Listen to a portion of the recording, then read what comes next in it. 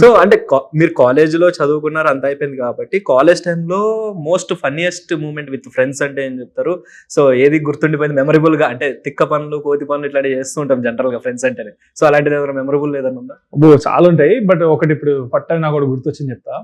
Saint Mary's college అని ఒకటి ఉండేది. ఓకే, అది అందరికీ తెలుసు, యూసఫ్గూడలో ఉండేది. అయితే అందులో రామ్ చరణ్ గారు, చాలా మంది మన తెలుగు ఫిల్మ్ ఇండస్ట్రీ నుంచి విశ్వక్సేన్ గారు కానీ, లేకపోతే నిహారిక కురెండెల గారు, వరుణ్ గారు, చాలా మంది అక్కడ నుంచే అనమాట. నేను కూడా అందులోనే జాయిన్ అయ్యాను, బిఏ మాస్ కామ్ చేశాను, డిగ్రీ అయిపోయింది అక్కడ.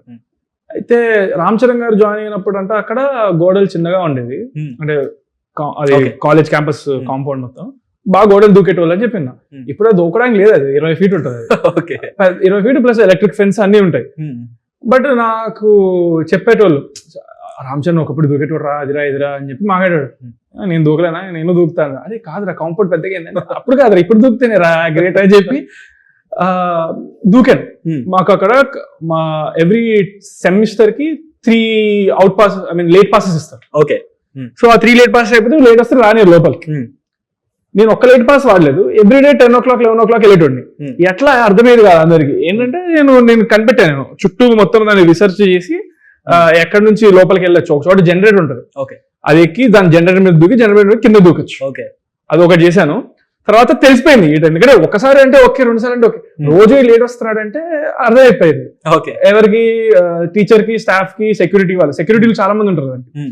సో ఆన్ చేసాను, ఎలక్ట్రిక్ ఫెన్స్ ఆన్ చేశారు.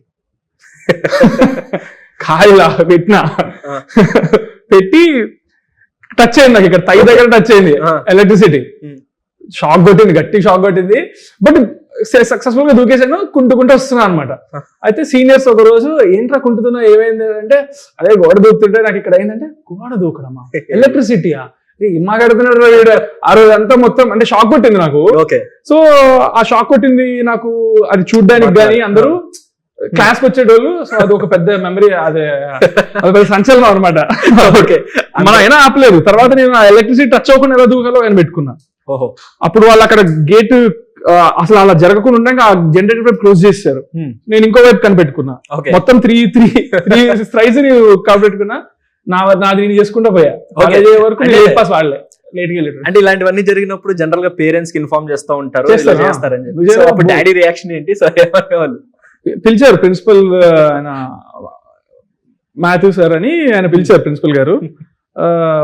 అన్నారు, సార్ ఇలాగా ఏం సార్ మీ వాడు మరీ టూ మచ్ గా ఉన్నాడు, గేట్లు దూకుతున్నారు అండ్ టీచర్స్ నుంచి కంప్లైంట్స్ అది ఇది అని చెప్పంటే, మా డాడీ అంటారు, సార్ ఏమో సార్ మీరే, అంటే ప్రతి స్కూల్లో ప్రతి కాలేజ్లో చెప్పింది మీరే ఏదైనా మార్చండి అని చెప్పి మా డాడీ వాళ్ళ మీద తిట్టేసి వెళ్ళిపోతారు.